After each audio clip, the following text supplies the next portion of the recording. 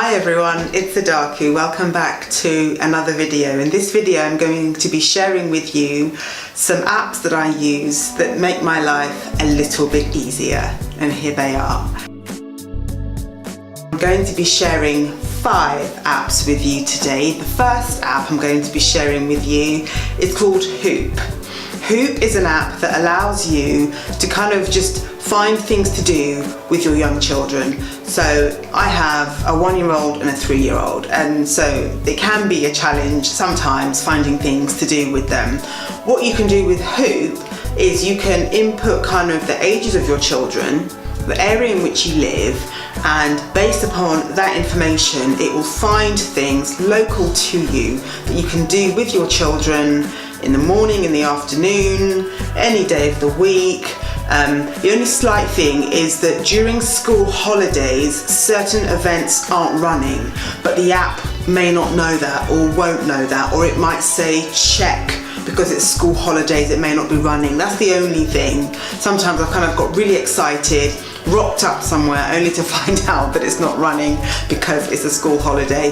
There are paid kind of events that you will find. There are free events that you will find, literally based upon kind of what you're looking for. But that is a very, very good app. I've used it a few times, more than a few times, and yes, the Hoop app. The second app I'm going to be talking about is completely different. It's called Peel Remote. Peel as in orange peel, and remote as in remote control. So what this app does basically is allow you to operate your TV from your phone.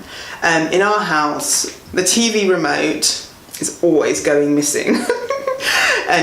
But with this app, we're able to kind of still operate the TV if we need to, even when we can't find the remote. So it's actually quite a handy app. I don't use it that often, but as I say, when the remote has just disappeared for whatever reason, you're still able to operate your TV. So yes, that is quite a good app. What social hashtags allows you to do is to basically kind of input certain words. I think it's an Instagram tool. Primarily, I think it's an Instagram tool, but I'm sure you can use it for Twitter as well. You can kind of, if you want to include a certain hashtagged word in your Instagram post, you can type that word into social hashtags and it will tell you kind of, say the word is evergreen. I don't know why the word evergreens come to mind. Let's say the word is sewing. So you type sewing into the social hashtags app and it will pull up the most popular sewing hashtags.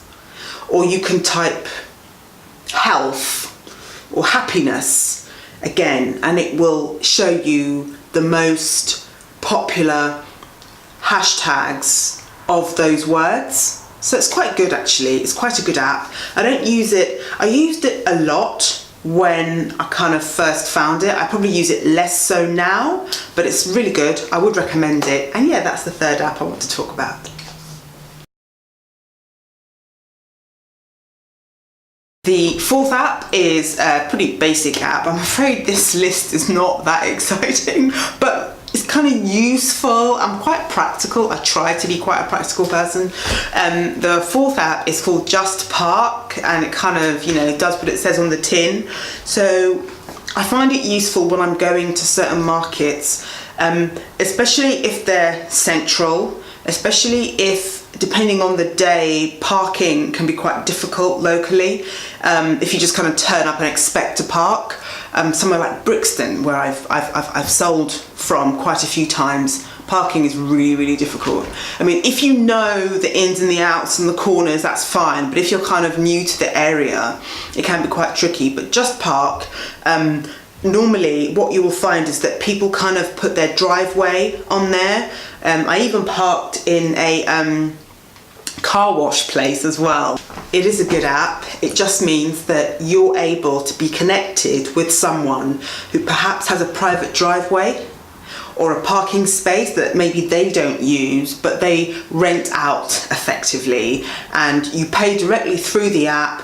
you're given directions to the space, and that's it. You turn up and your car is there until it's time for you to leave. So it's a very good app and I do recommend it. It's called Just Park, and as I say, it's brilliant if you need to park somewhere for the whole day and you're not sure if you'll be able to find a parking space. Have a look, and if you use it, let me know what you think of it. If you use any of the apps that I have mentioned in this video, you hadn't heard of them before and you've used them since watching this video, then do leave a comment in the description box below and let me know what you thought of it. And yeah, that would be great. So the fifth app that I'm going to talk about is called Time Meter.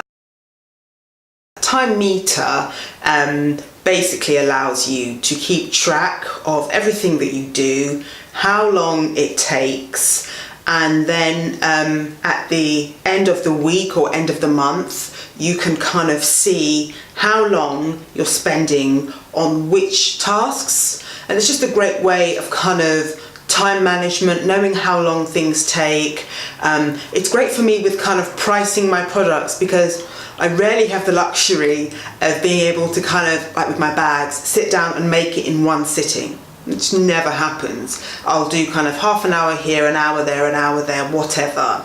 And then someone will say to me, well, how long did it take you to make? And you're kind of guessing, you know, you're not guessing. Ultimately, I kind of price them where I think the market can bear, really, because if I did an hourly rate when it came to the bags, if I priced according to a kind of strict hourly rate, I'm pretty sure I'd be priced out of the market. So that's how I'm doing it for now. And I also know that, this is like total tangent, sorry. I also know that the more I'm doing this and the quicker my sewing gets, then things that are now taking me 3 hours to make, I'll be making in an hour and a half. So it's not necessarily that I need that I'll need to increase the prices. The prices could actually be right. It's that I need to get quicker. That because I haven't been sewing for that long, it's not like I've been sewing since I was 4 or 5 years old, as some people have been sewing for. You know, like any skill, you'll get quicker the more you do it, and as I get quicker, I'll be able to charge the same or even less and still make a healthy profit. So, sorry about that, slight tangent. But yes, the app allows you to keep track of what you're doing and how long it's taking you, and at the end of a week or a month you can kind of create a nice schedule showing you how long things take, and it's great for time management. Haven't really taken to the app that well myself. The interface isn't that pretty. I'm a sucker for a really beautiful interface, and I find it a bit kind of boring basically. But I kind of have to get past that, I suppose. The other thing as well is that life is just so bitty that kind of the idea of stopping to press go when you're starting to, you know, cut some fabric for a bag, and then stop when your 1-year-old is screaming down the house, and then press start because he started screaming, and press stop because he stopped screaming, and then, you know, it's just a bit much for me at the moment. So I may just have to put that to one side. We'll see. I think if it was a prettier platform, a prettier interface, I'd definitely kind of be excited about using it, whereas it's all kind of, it's a bit kind of grey and boring, and I don't know, maybe you can change the colours, maybe you can kind of jazz it up a bit. I haven't really looked into it, but yeah, I'm not going to say I haven't had time, because that wouldn't be, yeah. Anyhow, yeah, so that's another great app. That is my fifth and final app. So yeah, if you use it, let me know. If you know another time management app that is just like a little bit prettier, let me know. Leave a comment in the description box. If you enjoyed this video, give it a great big thumbs up. Subscribe if you haven't subscribed already. Have a wonderful week, and I will see you on the next video. Bye bye.